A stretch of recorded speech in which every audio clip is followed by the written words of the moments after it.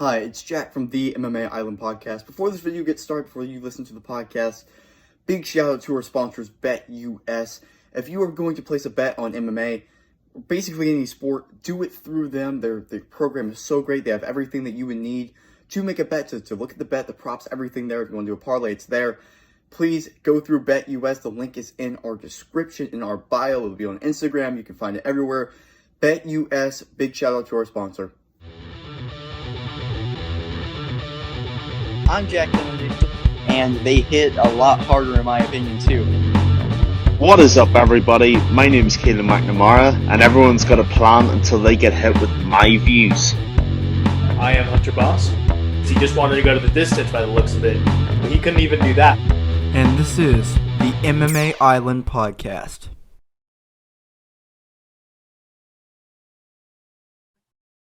Hello, everyone, and welcome to the MMA Island podcast. I am Jack Kennedy alongside Keelan McNamara and Hunter Boss. And today we have a very, very, very special guest, Dre, the one-eyed dragon, Miley, joining us today.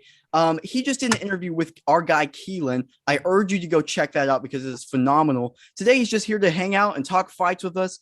Let's go ahead and get into it. We have a phenomenal UFC Fight Night main event between Edson Barboza and Giga Chikadze coming up today, whenever this releases. Dre, who do you think wins this fight? I think Chikadze takes it. I love Edson Barboza. I've been watching him for years, but Giga brings something different. Like, his striking is totally different. It's a little bit crisper than Edson Barboza's. Edson Barboza's been really great since he dropped down a weight class, but I just have a weird feeling about Chikadze because he has just nasty striking, very nasty striking. So if you are a striker or you love striking, you're going to love this fight. Yeah, no, I could not agree more with Dre over here. I think Giga Chikadze is always going to make it here. I think both of these fighters, kickboxing is on a whole nother level. I think they're the best kickboxers in the UFC currently. And the reason why I have Giga winning over Edson Barboza is I think the weight cut's going to get to Edson Barboza when it comes to the body kicks from Giga. Giga already has a phenomenal liver kick, and he has phenomenal body kicks as it is. And I think the more that builds up over time, the faster Edson Barboza is going to fade in the later rounds. So I have Giga Chikadze winning this, maybe round 3 TKO. Yeah, I absolutely love the points Dre just made and the points Hunter just made, but I'm going to have to respectfully disagree with both of them. I got my boy Edson Barboza winning, and I'm going to tell you why. There's actually a couple of different reasons. My first reason is that Giga Chikadze has said that he doesn't think Edson Barboza has done enough to prove himself as being an elite striker. He doesn't give Edson a lot of credit for what he's actually achieved. And Edson Barboza changes people when he's in the octagon, whether it was at 155 or 145. When you get into a firefight with Edson Barboza, you better not miss because you will get shot down very, very quickly. I mean, how many times have we talked about Dan Hooker? And that's just the tip of the iceberg. Edson Barboza throws bombs, and whenever you're caught in the way of them, he will cut you down very, very quickly. The second reason is that Edson Barboza has been on an absolute tear at 145 since he made that weight cut. Confidence and momentum are big, big things for fighters going into fights. Dre, you know this probably better than any of us. When you're riding that confidence, that momentum, you feel like you can run through a wall, you can go through anybody. And Edson Barboza is finally hitting his true form, the fighter we all knew he could be. So I think Giga Chikadze is an amazing fighter, and he is definitely future championship material. I think Edson Barboza takes this one, though, in an absolute firefight. Yeah, hey, I agree with basically everything you guys just said, but Keelan, I hate to say it, I'm going to have to disagree with you. I'm on Dre and Hunter's side here. I think whenever you're watching this fight, it's going to just be absolute fireworks. It's going to be amazing. That's why everybody's talking about this. Striker's delight.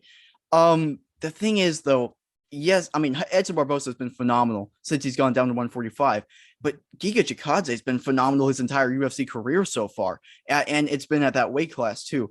Hunter, I think what you said about the weight cut was spot on, because even though he's worn it very well in his recent fights, Edson Barboza, whenever you're facing a guy that will be targeting the body over and over and over again, like Giga Chikadze will, that's going to take a toll. And I think that might end up being the X factor in this fight. That being said, I think Edson Barbosa's boxing is probably better than Giga Chikadze. So I think the key factors is going to be leg kicks and the boxing. If Edson Barbosa can implement his leg kicks without taking too much punishment from Giga Chikadze and then implement his boxing off of that, he could have a very good chance to win. But I think Giga's just going to be a little bit too much. And I think this fight being 5 rounds is also so huge because Edson might fade a little bit towards the end of it as well. And we don't really know about Giga Chikadze yet. He might be pretty good towards the later rounds, or even if he's not. But if Edson Barbosa just takes 1 second, has his hands too high, takes one of those Giga kicks to the liver, I think he might go down, and that might be it. So, yeah, Giga Chikadze for me as well. Let's move on to now the next little topic here.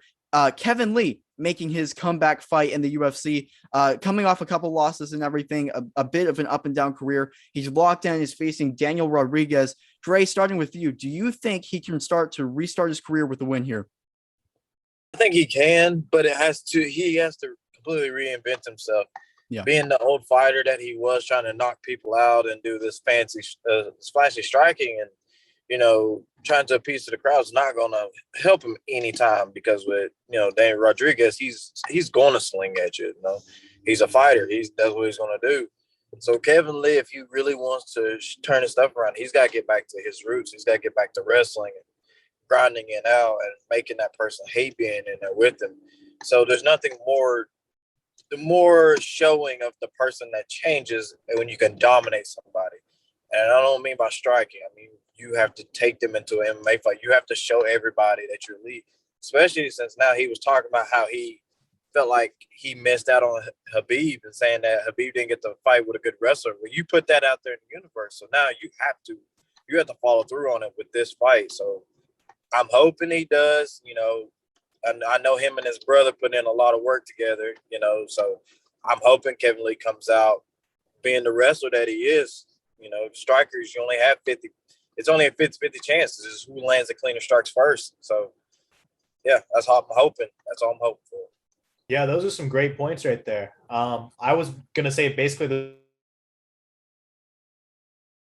same thing. Do I think he can reinvent himself? Yes, if he does get a win over D-Rod. Do I think he's going to get a win over D-Rod? That's going to be a different question. I think D-Rod has been looking amazing in his past few fights. He's got some of the heaviest hands I've seen in the welterweight division currently. And Kevin Lee hasn't taken a punch in the welterweight division yet. I feel like he's going to be welcome to a whole new division with one of the hardest striking punches. So this is such a tough matchup for Kevin Lee. I think if he gets through the fight, makes it all 3 rounds, and ends up winning, I think that's enough just to get him up to that next level of his career.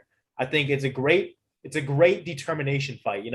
If Kevin Lee wins here, then he has the rest of his career ahead of him. If he loses, it's going to be basically the scraps at this point until he reinvents himself. What he needs is definitely the reinvention. Do I think it's going to happen? We'll have to wait and see. Yeah, the Kevin Lee conundrum, as I call it, is a very interesting point that has to be debated amongst mixed martial arts fans and fighters alike. And it really comes down to 2 areas that Dre and Hunter both just broke down amazingly well, might I say. The first question we have to ask is, can Kevin Lee do it? Absolutely. The guy has got God-given talent. He's got decent kickboxing. He has amazing college wrestling. He has all the ingredients he's ever needed to get to the very top. Then the second part of that question is, will he? That's a completely different question, though. And what we have to remember is that the welterweight division is not what it was 5 years ago, when you really had the top 5 and then the rest. As we've said many, many times on the podcast, 1 through 10 are full of killers, even going up to 15 and the times unranked. It's full of really, really decent guys who can hurt you and who can catch you. And Daniel Rodriguez very much fits that mold. Like Hunter said, he's looked near unstoppable in his last couple of fights. He's got hands of stone whenever he gets in there and he connects. And Kevin Lee really has to be careful with this fight as well. Not only in his career has he shown a lot of inconsistency, trying to find traction at 155, 170, 155, 170, but in the octagon, he's shown a lot of inconsistency. For example, he goes out, absolutely pile drives Gregor Gillespie with that high kick a couple of years ago. Then he goes and he gets dominated by Rafael dos Anjos. And that's just a tiny example, a tiny reflection of his career so far. Every time he builds up a head of steam, he always just seems to stumble towards the final finishing block. And it's really a question of him and his mentality, whether he reinvents himself, as Dre just said, and whether he gets back to the top. Can he? I have no question in my mind he can, because the guy's got so much God-gifted athletic ability. Will he? Saturday night will tell us that. I can't really say for certain whether he will or whether he won't, because I really love the point Dre just made. He has now put out into the universe how great his wrestling abilities are. You know, when you invoke the name of Khabib Nurmagomedov, you have to back that up now. And as Dre just said, he has to back up those wrestling credentials that he's just put out there. And if he doesn't, then his stock continues to fall. But if he does, if he can implement it, and if he can ride it out and get a finisher decision, then Kevin Lee can definitely make it back. Yeah, hey, I really like that. And I agree with you guys. He absolutely can come back. But Dre had the perfect point here. He nailed it. His original style is wrestling. He uses his wrestling to set up his striking. I think the biggest thing that implemented who Kevin Lee is today, the fighter that he is today, kind of the inconsistency is after being submitted by Tony Ferguson, then completely dominated on the ground by Oliveira. But then after that, he gets a head kick KO over Gregor Gillespie. He's kind of falling in love with the striking and abandoning all of his previous stuff that he's done in his career. Fundamentals. Exactly. Which whenever you're doing that, it's fine if you're doing that at a medium to lower level, but he's been fighting on the highest stage of MMA for a long time. And that's why he's been inconsistent, because that style will work against some fighters, but other fighters who know what your weaknesses really are and are better than you on the feet will take advantage of that. And especially if you fall out of love with the wrestling, which is what you're the best at, even though you got submitted by two of the best at its time, Tony Ferguson was one of the best ground guys in the UFC. Oliveira is currently and has been one of the best BJJ experts in the game. Just because you lost to both of them on the ground does not mean you should completely abandon that. And what he used to do was use that to set up his striking. If he goes back to that old style, that old Kevin Lee, that explosive style, doing exactly that, I think he gets past D-Rod. I think he gets past a lot of these guys and climbs the ranks again. The question is, what is the mindset of Kevin Lee going to be like? And a large part of this as well is what Daniel Rodriguez shows up, because he just beat Mike Perry, which was phenomenal. And I think a lot of people saw Mike Perry winning that fight because it was a must win for him. Then he got another win by a knockout. Daniel Rodriguez is surging right now. How does Kevin Lee stop that? Can he stop that? And if he does, where does he go from there? So yeah, I completely agree with you guys. And moving on to our last topic today, and this one is phenomenal, a great topic. In honor of the main event, which is going to be an amazing war between two great strikers. Dre, starting with you, who do you think currently the best striker in MMA is? The best striker in MMA right now is Max Holloway. You can't get much clean. You cannot get much cleaner than Max Holloway, because what he did to Ortega, he lost the will to fight around round 3. Yeah, he lost the will to fight. He was like, I don't want to be in here no more. Like, you broke somebody by punching him in the face. And then Calvin Kattar, they hype Calvin so massively up. Like, he's the next God beater. He's going to be the next champion, blah, blah, blah. He's going to run through Max Holloway. And Max Holloway's like, you're a good striker. I'm going to show you that I'm better. And it's just like, you can't sit there and say anybody else is a better striker than Max Holloway, because Max Holloway was telling Calvin Kattar, like, hey, keep your hands up, and then proceeded to hit him with stuff to show him to keep his hands up. And then he would talk to Joe Rogan and say that he's the best striker.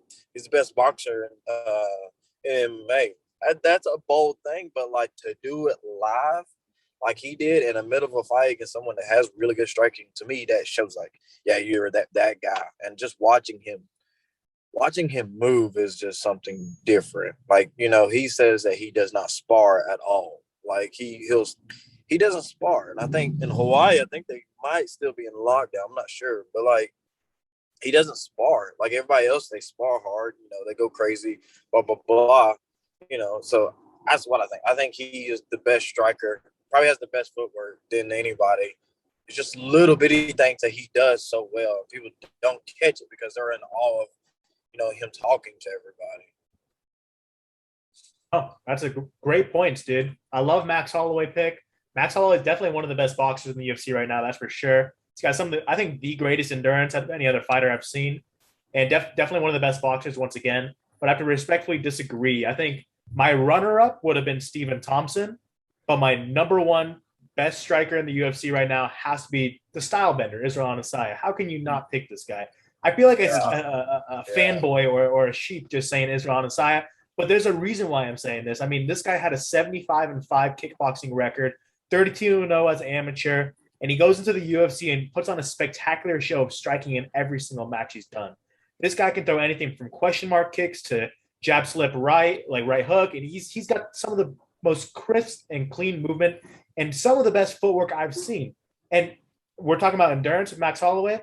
His new breathing techniques or whatever he's been practicing has been working. I haven't seen this guy breathe out of his mouth in 2 fights. I mean, Israel Adesanya is such a fantastic striker right now, and that's why I have to say, currently, I think he is the best striker in the UFC. Yeah, I absolutely love both those picks. If we're talking pure boxing, it's Dre's pick Max Holloway, and you can fight over who's second if you want. But what matters is who's number one, and pure boxing's Max Holloway. That's my guy already. You know what it is. If we're talking pure kickboxing, it is probably Israel Adesanya. I don't even really have to overdevelop that point. I mean, him and Anderson Silva was literally like watching Morpheus and Neo in the Matrix. It was something we'll probably never see on that level again. But unfortunately, I'm going to have to pick someone else because you guys have both made 2 brilliant picks already. And there's so many I could pick. If I'm picking solely on boxing, I'm thinking maybe Sean O'Malley or Cody Garbrandt. I think their skills. I don't think so. And the whole UFC and all of MMA, you're picking Sean O'Malley. I think Cody's got the best speed and some of the best footwork, but I don't think he's the best striker. No, not Sean O'Malley. God, no, not Sean O'Malley. Exactly. I'm with Dre on this one. Exactly. Definitely not. You should have said Chris. You should have said Chris Montino, or at least like, I don't know, or RDA. I wouldn't have picked Sean O'Malley. Yeah. No, I'm not. Aldo. Yeah, or Aldo. Yeah, exactly. Really good. That's actually where I was going with this. I'm not saying I'm picking Sean O'Malley because I don't think he is yet. I think he's shown very brief glimpses of what he can be, but I certainly don't think he's anywhere near enough number one yet. So don't worry, Dre. I am on your side, and that. Don't worry, my man. You're reeling it back now. You're reeling it. Yeah, he's curling back after we gave him that back. Yeah, that's because he knows I want to fight Sean O'Malley. So guys, you heard it first. Make that fight, Dana. You know. Yeah, right. I think in terms of different picks, it comes down to 2 for me. One of them is Jose Aldo. You know, we broke down the Pedro Munoz fight last week, Dre, and we were saying how amazing Jose Aldo's Muay Thai and kickboxing is. He's one of the best there's ever been. He's one of the best there ever will be. One of the others I'm going to throw out there is one of the co-stars of this week's main event, and I'm going to say Edson Barboza. Now, this might not be the most orthodox pick for people, and I do understand that. But when you see how good Edson Barboza moves and you see the violence he can generate from his strikes, it's a pretty terrifying prospect if you're up against him. Again, I come back so often to that Dan Hooker fight, and Dan Hooker is anything but a slouch. And Edson Barboza nearly kicked the lungs out of his body. He hit him that hard. It was like a baseball bat. It was like Shohei Ohtani slamming into his rib cage with every kick to the side. In fact, I was thousands of miles away watching that fight, and I wanted the ref to stop it. So that tells you how bad it was. I mean, truthfully, there's hundreds we could pick, and we could fairly debate the benefits and the negatives of all of them. If I go for someone different, I'm going to say Jose Aldo and Edson Barboza. They would both be my picks. Hey, I really like that. I mean, so I'm going to put this out here first off. I'm going to pick, I agree with Dre. I think Max Holloway is the best striker in MMA right now. He might not have the best kicks and everything and all around, but the endurance plus the boxing. And if you remember back into the Volkanovski second fight, he dropped him with a spinning wheel kick in the second round. So he is well diverse on the feet and everything. And the endurance, he will overwhelm people. I want to give a quick shout out though to Be Different, so we round off because there's so many great strikers in MMA currently. My guy Dustin Poirier. I think on the feet, he in the second Conor fight, we all know what happened. We all know how it ended up. But the reason Conor initiated that takedown and ended up trying to go for the guillotine and everything and got mauled on the ground before the leg break was because he got rocked on the feet by Dustin Poirier. And the second, I mean, in the third fight. And the second fight, obviously, we saw how that went. The calf kicks to the boxing on the feet. Max Holloway versus Dustin Poirier went the way it did. I think a large reason because of the size difference. Dustin Poirier is a much bigger person than Max Holloway, but in the end, he did beat him twice. And in that second fight, they went the distance, and Dustin Poirier outboxed Max Holloway for as long as that fight went. So I just want to give a massive shout out to Dustin Poirier. Although my pick is, I agree with Dre, Max Holloway. I think that Calvin Kattar performance, I just think you get goosebumps watching that. It's just unbelievable. It's just greatness when you see that. And that guy, I think right now is currently the best featherweight on the planet. And I think he proved it right there. So yeah, great podcast, guys. Before we go, Dre, do you want to shout out your social media and where people can find you? Yeah, you can see me on Instagram at Dre Miley MMA 135 and Twitter so like the number Dragon Dre on Twitter. I'm usually on there causing mayhem, talking trash, Nice, doing something, liking things, trying to poke bears. Right. Send a special shout out because one of my teammates, Emily King, she's fighting tonight. That's what we're on our way to right now. Oh, nice. She's fighting in Victa, so she got a last minute call. So she's fighting tonight. She's a featured bout. So she was supposed to fight in Valor September 3rd, but they called and was like, "Hey, we need somebody," and she answered the call. So now she's about to go do that. So guys are doing anything, make sure you're checking Victa out. Make sure that you send her some love and stuff. So that's what we're going to do right now. Me and the wife, we're heading to one of our friend's house. A bunch of fighters about to get together and watch the fights. So nice. Awesome. Well, absolutely. Massive shout out to her and Invicta. Go watch that fight, everybody. Dre, thank you so much for coming on. As always, everyone, please make sure to like and subscribe on YouTube. We are everywhere, literally everywhere, including iTunes and Spotify. Make sure to follow us on Instagram at mma.island and check out our website, mmaisland.net. Also, big shout out to our sponsors, BetUS, bet through them. Dre, thank you so much for coming on. yeah, thank you guys for having me on. This is fun. I don't get to do this much, but I like doing this. Absolutely. Not at all, Dre. And once again, my brother, thank you for being with us. Yeah, man. Anytime.